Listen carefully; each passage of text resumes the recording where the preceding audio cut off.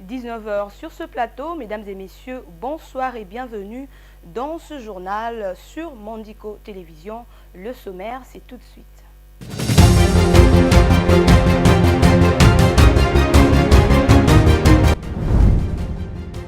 À la une de ce journal, l'affaire continue à défrayer la chronique à travers des rumeurs sur les réseaux sociaux faisant mention de l'évasion de Edouard Mwanga Chouchou. Cependant, ses avocats conseils ont confirmé sa détention à la prison militaire de Ndolo. Depuis le mois de mars dernier, ces derniers s'insurgent contre ce qu'ils qualifient de manipulation.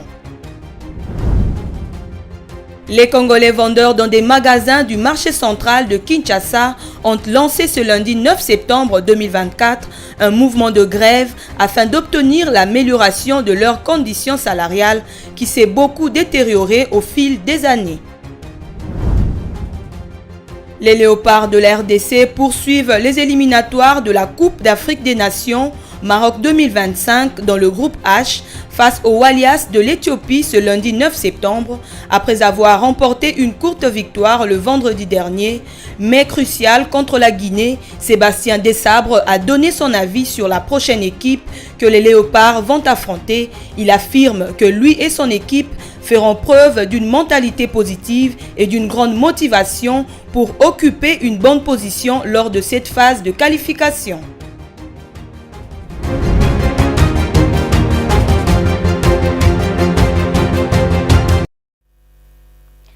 À toutes et à tous, bienvenue dans ce journal. On ouvre en justice alors que la polémique autour d'une prétendue évasion du député national Edouard Mwanga Chouchou continue à gagner du terrain à travers les réseaux sociaux. Ses avocats rassurent que leurs clients demeurent bel et bien en détention à la prison militaire de Ndolo. Depuis le mois de mars dernier, l'un de ses avocats dénonce ce qu'il qualifie de folles rumeurs distillées par les personnes de mauvaise foi. Regardez. Le député national du Nord Kivu, Edouard Mwanga Chouchou, est bel et bien vivant. Condamné à 20 ans de prison pour atteinte à la sûreté de l'État et trahison, il se trouve toujours en détention à la prison militaire d'Ndolo à Kinshasa depuis mars dernier. C'est son avocat qui apporte cette nouvelle pour couper court aux rumeurs faisant état de sa disparition suite à l'évasion manquée de la prison de Makala de la semaine dernière. Interrogé par la radio Top Congo, Maître Thomas Kamakola soupçonne une campagne de diffamation pour ternir l'image de son client. Je me rends compte que c'est une rumeur lancée par ses détracteurs qui voudraient maintenir une image négative, dépeindre négativement mon client comme étant quelqu'un qui a pris part à une tentative d'évasion quelque part. Notre client, non seulement qu'il est en Ndolo, mais il est malade. Il attend une probable évacuation sanitaire pour aller dans un centre hospitalier de la place pour se faire soigner, s'est-il exprimé. Rappelant qu'une fausse information a circulé sur les réseaux sociaux désignant Mwanga Chouchou comme instigateur de la tentative d'évasion à la prison de Makala la semaine dernière. Les auteurs de cette désinformation ont même affirmé que le député du Nord Kivu, condamné pour son rapprochement avec le Rwanda, aurait quitté la prison pendant ces événements. Dans un autre chapitre, les Congolais qui travaillent dans les magasins des expatriés à Kinshasa, dans l'ouest de la RDC, ont débuté la grève ce lundi 9 septembre 2024. Ces nationaux font pression à leurs employés pour obtenir le changement de leur situation salariale qui s'est détériorée au fil des années. Ce lundi matin, ils se sont dirigés au gouvernorat de la capitale, puis au ministère du Travail pour faire entendre leur voix. Approchés, les grévistes ont exprimé leurs revendications hors caméra par peur de représailles de leurs employeurs expatriés. Les autres détaillants qui vendent près de ces magasins ont déploré cette situation qui les pénalise aussi. Regardez. Le matin de ce lundi, l'avenue du commerce au centre des affaires de Kinshasa, dans la commune de Lagombe, bordée des magasins, a connu une ambiance différente de son effervescence habituelle. Cet avant-midi, tous les magasins des expatriés sont restés fermés. Pour cause, la grève déclenchée par les Congolais travailleurs dans les magasins des expatriés qui sont mécontents du traitement que leur est réservé par leurs patrons. Par peur des représailles, ils ont refusé de parler devant la caméra. Mais leurs amis et voisins de travail qui connaissent bien leurs revendications ont expliqué les causes de ces mouvements. La raison principale est que les Congolais qui travaillent chez les Libanais revendiquent leurs droits. Ils avaient écrit une lettre pour annoncer une grève ce lundi. Voilà pourquoi les magasins sont fermés. Premièrement, ils réclament un bon salaire. Ils travaillent chaque jour de 7h à 18h, mais leurs avantages sociaux ne leur sont pas accordés par leur patron. Ils ont donc jugé d'aller en grève jusqu'à ce qu'ils obtiennent gain de cause. Patron na bango sur bango selo bango ba monique jusqu'à tel point ba kozwa gain de cause nde ba si sa grève. Ces Congolais qui travaillent de 7h à 18h non seulement n'ont jamais été rémunérés à la hauteur du service rendu, mais aussi les taux du dollar appliqués lors de leur paye est inférieur au taux officiel. Ce constat a été fait par Martin Kabongo, l'un des vendeurs devant le magasin des Indo-Pakistanais. Les magasins sont fermés par rapport à la situation des magasins des Indiens et des Chinois, mais aussi par rapport au salaire qu'ils payent à nos frères congolais. C'est depuis même 4 ans qu'ils sont en train de réclamer l'amélioration de leur situation salariale. Ils ont fait beaucoup de grèves. Si je me rappelle bien, c'est depuis 2019. Si je me rappelle bien, c'est depuis 2019. Ces mouvements de grève déclenchés par ces Congolais n'est pas sans conséquences négatives pour les vendeurs détaillants. La fermeture des magasins les empêche de s'approvisionner et cela constitue un manque à gagner pour eux aussi. Comme vous le remarquez, ça crée une difficulté d'abord pour nous les petits coopérants, les petits commerçants. Pour vendre, c'est compliqué. Comme maintenant là, nous avons l'argent, mais il est impossible pour nous d'acheter. Le marchandise que nous avions avant, c'est celle que nous vendons. Donc il manque certains articles. La difficulté, c'est à ce niveau-là. Espérant obtenir gain de cause à leur démarche légitime, ces travailleurs sont allés chez les autorités pour solliciter leur implication dans la recherche des solutions à leurs revendications. Entre-temps, tous les magasins des expatriés sont fermés au centre des affaires de la ville de Kinshasa. Les travaux de construction des rocades lancés il y a 2 mois passés ont commencé à valoriser plusieurs quartiers enclavés dans la partie est et sud-ouest de la ville de Kinshasa, capitale de la République démocratique du Congo. Avant que ces travaux des rocades ne débutent, ces quartiers étaient difficilement accessibles et les habitants de ces coins de la capitale avaient du mal à se déplacer vers le centre de la ville de Kinshasa. Depuis que les travaux de construction des rocades ont débuté, les habitants de ces quartiers autrefois oubliés ont retrouvé le sourire. Suivez ce constat fait par nos confrères de l'ACP. La construction de rocades a commencé il y a déjà 2 mois. Les Kinois qui habitent les quartiers périphériques traversés par ces routes de désenclavement se frottent déjà les mains. Ils savent que ces rocades sont venues les sortir de leur isolement. Les équipes de construction travaillent d'arrache-pied pour livrer ces ouvrages dans un meilleur délai. L'ingénieur Eddie Sungu de l'agence congolaise des grands travaux qui suit l'évolution de ces travaux a invité les riverains à se l'approprier. Nous sommes très contents de voir l'évolution des travaux. Ça n'a pas débuté aujourd'hui, ça a commencé par une étude qui a été achevée. Aujourd'hui, nous sommes dans la phase d'exécution.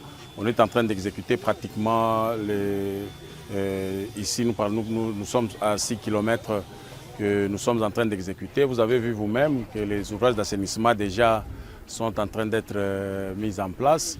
Et évidemment, le rechargement pour la plateforme, les travaux quand même avancent comme il se doit. Nous allons en appeler à la population, surtout aux riverains qui rongent le projet, de s'approprier du projet, d'aider le gouvernement à ce que le projet puisse réussir, d'aider la CGT pour que ça puisse réussir, d'aider aussi les entreprises chinoises qui travaillent pour que le projet puisse arriver jusqu'à son terme. Sylvain Mutombo fit un temps vice-ministre de la Défense nationale et ancien combattant. Il a trouvé le temps d'accompagner les ingénieurs à pied d'œuvre dans ces chantiers. Il rappelle la valeur économique de ces rocades, pas seulement pour le quartier enclavé, mais pour toute la ville de Kinshasa. Cette route va décongestionner la ville de Kinshasa en termes de la circulation routière, en termes des embouteillages, surtout les embouteillages vers Mitendi, vers l'entrée du Bas-Congo, vers l'entrée de Kinshasa, Bas-Congo. Cette route va aider beaucoup. Et cette route servira aussi de contournement pour beaucoup des engins poids lourds qui passeront directement ici avec beaucoup de sécurité et beaucoup d'avantages.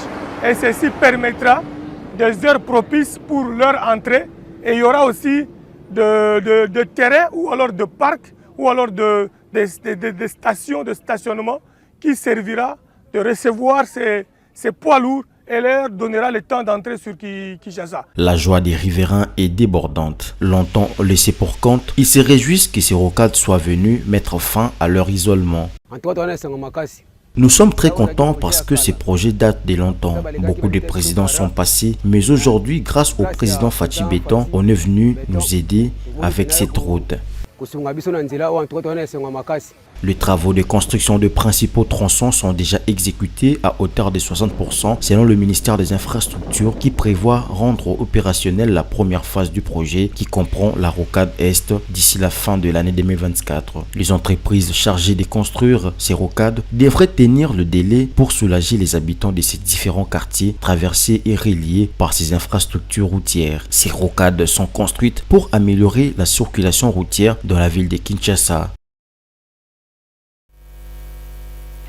Trésor Kwikambwibou, un jeune d'une vingtaine d'années, a été sauvagement abattu par les Kuluna à l'aide d'une machette le vendredi 6 septembre dans la soirée sur l'avenue Lingwala au quartier Congo dans la commune de Ngalema. Ce quartier se vide des occupants suite à cette insécurité qui y a élu domicile. Au cœur sensible de s'abstenir.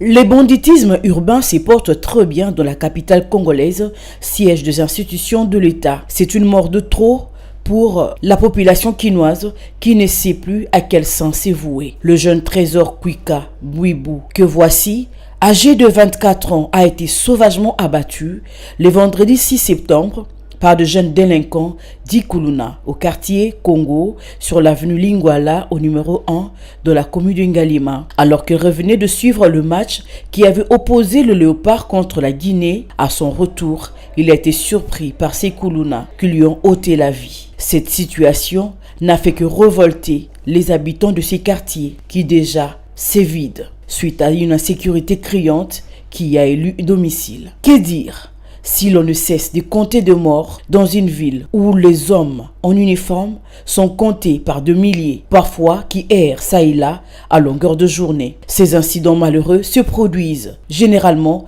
dans des quartiers qui ont de postes de police. Sont-ils complices ou pas? Sinon, pourquoi cette indifférence? Ces jeunes font-ils la loi dans un état où les institutions sont en place, les autorités sont dépassées ou impuissantes? Face à ces phénomènes, trop c'est trop. Il est temps qu'une correction digne soit infligée à ces délinquants. À l'heure actuelle, plusieurs zones et quartiers de Kinshasa sont devenus de cibles sous l'œil impuissant des autorités, à savoir Yolo, Kintambo, Rompoengaba, pour ne citer que cela. Plusieurs ministres se succèdent à la vice-primature de l'Intérieur, mais la question sur l'insécurité reste jusque-là sans solution durable. Autre lieu, autre secteur, présentation officielle de 53 dignitaires nouvellement décorés des médailles de mérite civique par la chancellerie des ordres nationaux à Likasi dans le Haut-Katanga au sud de l'RDC le week-end dernier. La cérémonie de présentation a été présidée par le chef de division urbaine à l'esplanade de la mairie de Likasi en présence du colonel Félix Muyenge Pakou, directeur régional de la chancellerie des ordres nationaux dans le Grand Katanga, les deux Kasaï et le Maniema. Les détails avec Bijou Lumuna. À dater de ce lundi 9 septembre 2024, les détenteurs des véhicules à vitres teintées qui font les transports en commun ne pourront plus circuler avec leurs engins dans la ville de Bukavu au sud Kivu à l'est de la RDC. Le maire de cette ville a formellement interdit à ces engins, dont les taxis et taxibus, de circuler avec des vitres teintes dans les 3 communes de cette agglomération. Selon Zenon Karumba, cette mesure fait suite aux situations d'insécurité observées à Bukavu en particulier et au sud Kivu en général. J'ai pris la mesure de voir les véhicules fumés être déteintés parce que je ne vois pas l'intérêt d'un véhicule fumé, dont les vitres fumées peuvent faire le transport de personnes. Est-ce que ces vitres fumées intéressent la population, les passagers? Je ne pense pas. Alors j'ai vu que ça ne profitait à personne sauf aux inciviques. Alors j'ai décidé de prendre ces mesures, de voir les véhicules fumés ne plus faire le transport en commun. Pour les cas des véhicules à vitres teintées qui appartiennent au privé, cette situation sera traitée par les services de sécurité. Ça dépendra maintenant des services sécuritaires et qui pourront peut-être estimer que telle autorité ou telle personne peut rouler avec un véhicule dont les vitres sont teintées, mais non plus on pourra faire des analyses avec les services sécuritaires. La population de Bukavu a salué cette mesure, censée lutter contre l'insécurité dans cette agglomération. La décision de la mairie de Bukavu interdisant la circulation de véhicules à vitres fumées, c'est une décision que nous avons saluée, parce que vous connaissez que dans la ville de Bukavu, il y a beaucoup de cas d'insécurité que nous sommes en train d'enregistrer, surtout avec les taxis aujourd'hui. Sont plusieurs cas, les gens se plaignent comme quoi ils sont parfois menacés, d'autres perdent leurs biens, l'argent et téléphone. C'était une décision sanitaire qui a beaucoup traîné. Et nous voudrions que cette décision soit respectée et qu'il y ait un suivi. L'autorité urbaine a mis en garde les récalcitrants qui seront exposés à des amendes. Et puis aucun véhicule de transport en commun aux vitres teintées ne sera en circulation dans la ville de Bukavu, en la province du Sud Kivu, dans l'est de la République démocratique du Congo, à dater de ce lundi 9 septembre 2024. La décision a été prise par le maire de la ville de Bukavu, Zenon Karumba, suite à plusieurs cas d'insécurité signalés dans la ville. Regardez. Ils viennent de rejoindre la grande famille des dignitaires de la République démocratique du Congo pour s'être distingués dans l'exercice de leurs activités respectives. Ces hommes et ces femmes nouvellement décorés par la chancellerie des ordres nationaux sont issus des différents domaines de la vie publique, notamment le sport, la vie conjugale, l'entrepreneuriat agricole et autres. Pour ce faire, la République leur a décerné des médailles d'or pour les uns, d'argent pour les autres et d'autres encore en bronze. Au nom des nouveaux dignitaires, Maître Jonas Kaboulou a exprimé sa gratitude au directeur régional de la chancellerie des ordres nationaux pour la marque de considération à leur égard. Un grand moment pour nous, c'est un moment de reconnaissance. Comme vous-même vous venez de le dire, les actes composés dans la discrétion d'une manière désintéressée, alors que le caméra de la République était braqué sur nous, aujourd'hui, comme la mission de la chancellerie est d'identifier, rechercher et récompenser. Aujourd'hui, nous sommes parmi ceux-là qui a été recherché, identifié et aujourd'hui nous sommes récompensés en médailles d'or, d'argent et de bronze. Pour le chef de division urbaine, ces dignitaires doivent servir de modèle de vie à toute la population et surtout qu'ils ne se laissent pas entraîner dans les actes contraires à la loi. De son côté, le directeur régional de la chancellerie des ordres nationaux pour les provinces de l'espace Grand Katanga, le de Kasaï et la province de Maniema a appelé les nouveaux dignitaires à la prudence et à la vigilance face à certaines structures sans qualité qui se donnent comme mission d'encadrer et de décorer les dignitaires moyennant paiement d'argent. Il y a plusieurs offices et racketteurs qui sont nés dans notre juridiction, tels que vous entendrez dire ceux qui encadrent les dignitaires d'État, ils sont là pour vous enregistrer.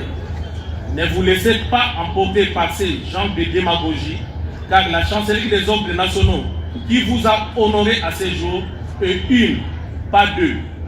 Et c'est elle seule qui a la charge de vous sécuriser et de vous accompagner dans toutes vos activités. J'attire à cet effet l'attention de ceux qui veulent nous rejoindre plus tard, que personne ne vous dise de donner de l'argent sous prétexte qu'ils vont vous décorer soit à Kinshasa, soit dans votre bureau, soit dans un bar ou restaurant. La chancellerie des ordres nationaux est une structure de la présidence de la République démocratique du Congo qui récompense, à travers la décoration des médailles, les Congolaises et Congolais qui se sont distingués dans tous les domaines de la vie publique. Et revenons à Kinshasa, l'école canadienne Acitec a accueilli la finale du concours des amoureux de la Bible organisé par Bibloc sous la direction de Madame Vanessa Esther Baya le samedi 7 septembre 2024. Cet événement a rassemblé de nombreux passionnés de la Bible venus de divers coins de la capitale congolaise pour démontrer leur connaissance et leur amour pour les Écritures. Reportage signé Meshak Lofaka et Vitempanzu. Si on regarde très bien par rapport à ce passage que j'ai eu à exposer, l'école canadienne Acitec de Kinshasa a été le théâtre de la finale du concours des amoureux de la Bible, un événement organisé par la structure Bibloc sous la direction de Madame Vanessa Esther Baya le samedi 7 septembre 2024. Cet événement a attiré de nombreux passionnés de la Bible de divers coins de la capitale congolaise venus démontrer leur connaissance et leur amour pour l'écriture. La première édition de ce concours a vu la victoire de la sœur Louange Mbuluku, suivie du frère Barthélemy Koupa et du frère Atom Patrick. Les trois gagnants ont été récompensés par une Bible, un livre et une enveloppe, alors que tous les participants ont été félicités pour leur engagement et leur dévouement. En reconnaissance de leurs efforts, chacun a reçu une Bible, un livre et une bourse d'études bibliques. La remise de ce prix a été effectuée par Madame Vanessa, l'organisatrice et visionnaire de cette activité. La sœur Louange, la gagnante, a salué l'initiative de ce concours. Je suis vraiment surprise. Je ne m'attendais pas à ça en venant. Mais grâce à Dieu, puisque les voies de Dieu sont insondables, je suis là. Je suis la gagnante. Donc, je suis vraiment dans la joie. Vraiment, ma joie est débordante. Je bénis Bibloc parce que j'ai découvert beaucoup de choses avec ces concours. Déjà dès le début, comme je l'avais dit tantôt, que j'ai appris qu'il faudrait que je lise la Bible différemment. C'est vrai que j'ai l'habitude de lire la Bible, ça m'arrive, je prends beaucoup de temps, mais seulement que j'avais compris qu'il faut lire la Bible différemment, en prenant en compte le détail, puisque ces gens-là, ils ont eu beaucoup de temps pour écrire. C'est logique que nous aussi, à notre part, nous puissions mettre un accent sur tout ce qu'ils ont eu à écrire et aussi retenir. Donc c'est vraiment ça. Mais spécialement pour Bibloc, j'ai un souhait pour Bibloc. C'est que mon souhait, c'est que Bibloc soit un incubateur de talents, de destinées, puisqu'ici il s'agit de Dieu, un incubateur de destinées. J'aimerais que Bibloc reste et demeure une maternité où les destinées vont vraiment éclore pour la gloire du Seigneur. De l'autre côté, Madame Vanessa a expliqué la vision et la motivation derrière cet événement. Nous avons reçu des jeunes qui sont assoiffés de Dieu. Et nous pouvons comprendre par là que ce sont juste un échantillon, mais il y a beaucoup d'autres jeunes qui sont assoiffés de Dieu, qui ont besoin de Dieu. Le plus important pour nous, c'était vraiment d'offrir ce qu'on appelle pousser les gens à lire la parole de Dieu. La parole de Dieu, la Bible, en fait, a la compétence elle-même, même si on ne te prêche pas, quand tu lis, de te prêcher. Parce que la même Bible prêche, la même Bible. Ça nous arrive de lire, quand tu lis la Bible, tu découvres les merveilles qui sont attachées dans la parole de Dieu. Donc de continuer à lire la parole de Dieu. Si vous n'avez pas l'habitude de lire, revenez vers la Bible. Nous n'avons pas encore de siège comme ça, mais nous nous réunissons ici à l'école Acitec. Cet événement a été une belle démonstration de foi et de reconnaissance biblique et a renforcé les participants dans leur amour pour les Écritures. La prochaine édition sera organisée l'année prochaine et verra tous les chrétiens de la RDC.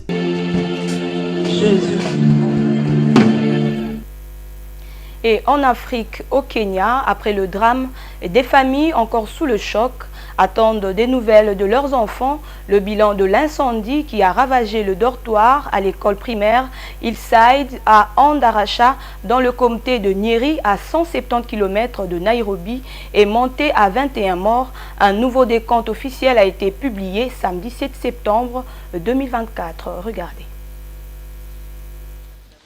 L'internat abritait plus de 156 enfants âgés de 9 à 13 ans, alors que plus de 100 ont été retrouvés après les drames. Plusieurs d'entre eux manquent toujours à l'appel. Le week-end dernier, les corps des victimes ont commencé à être retirés du lieu du drame.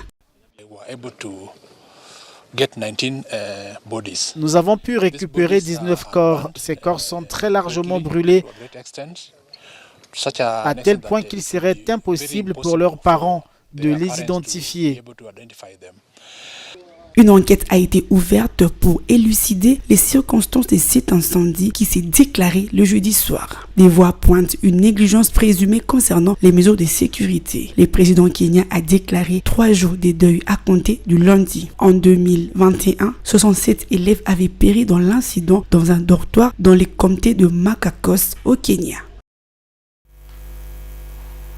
Abdelmadjid Tebboune reste à la tête de l'Algérie. Le septuagénaire a remporté la présidentielle du 7 septembre avec 94,65% des suffrages, selon les résultats publiés dimanche par l'autorité électorale indépendante du pays. Ses deux adversaires, l'islamiste Abdelali Hassani Chérif et le socialiste Youssef Aouchiche, ont obtenu respectivement 3,2 et 2,2. Ces deux adversaires, l'islamiste Abdelali Hassani et le socialiste Youssef Aouchiche, ont obtenu respectivement 3,2 et 2,2%. Fait inédit cependant, dans un communiqué conjoint, le président sortant et ses deux adversaires ont dénoncé des irrégularités de contradiction des résultats publiés par l'autorité électorale indépendante. Ils fustigent notamment le flou et les contradictions des chiffres de participation. L'organe en charge des élections en Algérie a annoncé samedi une participation de 48,3%. Reste à savoir si ces candidats tenteront de saisir la justice. En attendant, le président réélu reçoit déjà les messages de félicitations, dont celui du président français Emmanuel Macron. On prend la page sportive à présent. Les léopards de la République démocratique du Congo affronteront les Walias de l'Éthiopie ce lundi 9 septembre 2024 à 20h, heure de Kinshasa, dans le cadre de la deuxième journée des éliminatoires de la Coupe d'Afrique des Nations Maroc 2025 au Benjamin Paka National Stadium de Dar es Salaam en Tanzanie. Merveille Loabea. À finir les actions. Tentative de frappe, quel but de loin. Les léopards de la RDC poursuivront les éliminatoires de la Coupe d'Afrique des Nations Maroc 2024 du groupe H face aux Walias de l'Éthiopie le lundi 9 septembre 2024 après avoir remporté une courte victoire mais cruciale contre la Guinée. Sébastien Dusabre a donné son avis sur la prochaine équipe que les léopards vont affronter. Il affirme que lui et son équipe feront preuve d'une mentalité positive et d'une grande motivation pour occuper une bonne position lors de cette phase de qualification. L'Éthiopie a une belle équipe aussi dans l'organisation des jeux et a une équipe très difficile à manœuvrer. Mais nous y allons avec un mental au beau fixe et beaucoup de motivation pour essayer de se mettre encore mieux en phase de démarrage pour cette qualification, a-t-il déclaré. Avec 3 points, la RDC doit absolument gagner ce match pour se placer en bonne position pour la suite des éliminatoires dans ce groupe H. La première place de ce groupe à la RDC pourrait être provisoirement assurée par une victoire lors de cette deuxième sortie. Le coup d'envoi du match est prévu à 20h local au Benjamin Paka National Stadium en Tanzanie. Place au rappel des titres.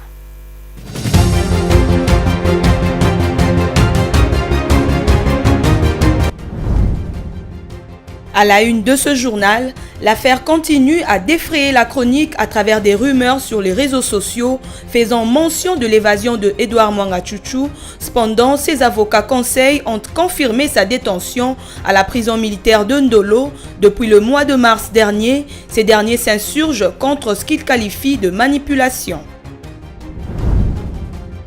Les Congolais vendeurs dans des magasins du marché central de Kinshasa ont lancé ce lundi 9 septembre 2024 un mouvement de grève afin d'obtenir l'amélioration de leurs conditions salariales qui s'est beaucoup détériorée au fil des années. Les léopards de la RDC poursuivent les éliminatoires de la Coupe d'Afrique des Nations Maroc 2025 dans le groupe H face aux Walias de l'Éthiopie ce lundi 9 septembre après avoir remporté une courte victoire le vendredi dernier, mais cruciale contre la Guinée. Sébastien Desabre a donné son avis sur la prochaine équipe que les léopards vont affronter. Il affirme que lui et son équipe feront preuve d'une mentalité positive et d'une grande motivation pour occuper une bonne position lors de cette phase de qualification.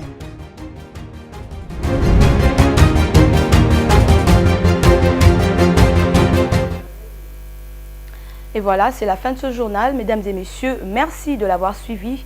Je vous donne rendez-vous demain à la même heure. Au revoir.